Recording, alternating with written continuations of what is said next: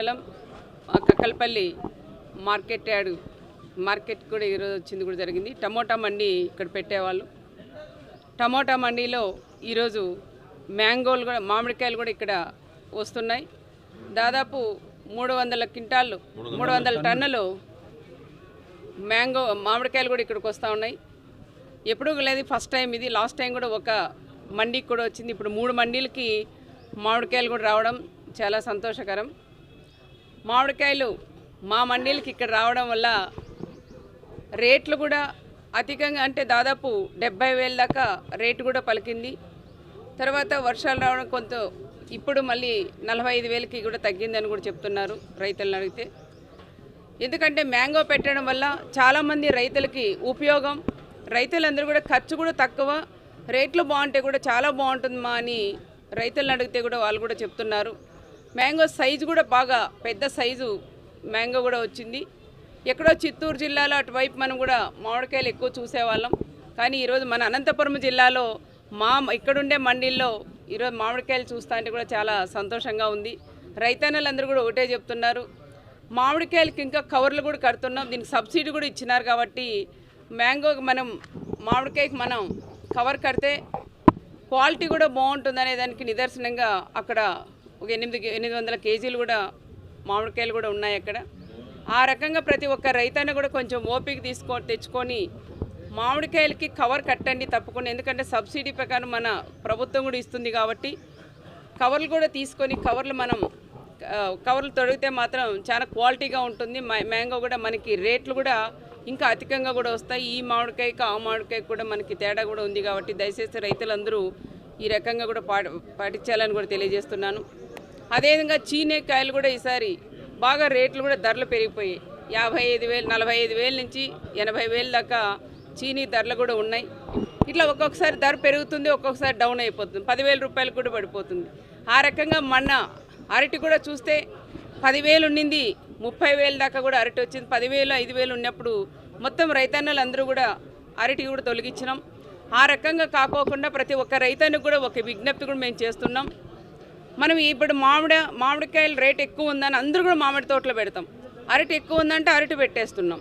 Tomato ధరలు ఎక్కువ ఉన్నాయంటే టమోటా పెంచేస్తున్నాం. అట్లా రకరకాల ఏ రేటు ఉన్నవాడు ఆ రేటు మనం పెంచుతున్నాం. ఆ రకంగా కాకోకుండా రైతులు గమనించాలా.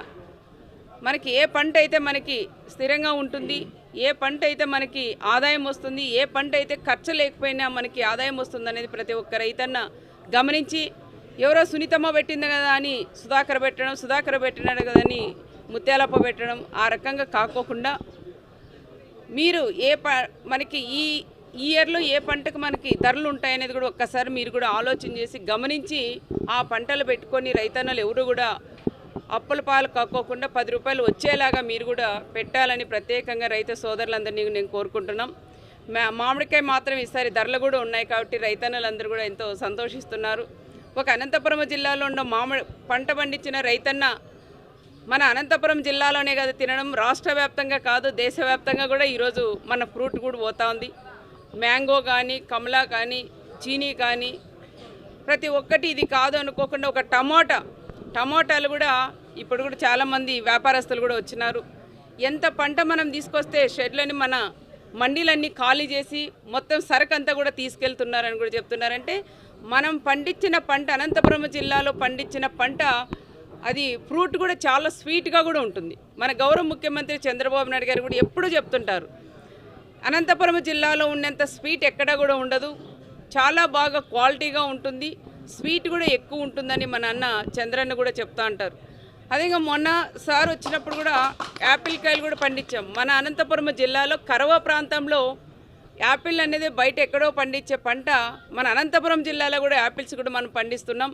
జిల్లా కలెక్టర్ గారికి కూడా సార్ చెప్పారు, యాపిల్ ఎవరైతే పండిస్తున్నారో రైతుని ఇంకా ప్రోత్సహించండి, ఎంత ఖర్చు అవుతుంది, ఎంత ఆదాయం వస్తుంది అనేది కూడా ఒక్కసారి మీరు కూడా లెక్క వేసి నాకు కూడా పంపించమని మన కలెక్టర్ గారికి చంద్రబాబు నాయుడు గారు చెప్పిన విషయం మీకు కూడా గుర్తు చేస్తున్నాం.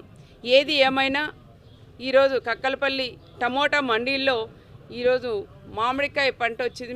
మామిడికాయలు కూడా ఇక్కడ 3 మండీలకు కూడా రైతన్నలు తీసుకొచ్చిన దానికి ప్రత్యేకంగా వాళ్ళకు కూడా ధన్యవాదాలు తెలియజేస్తున్నాం.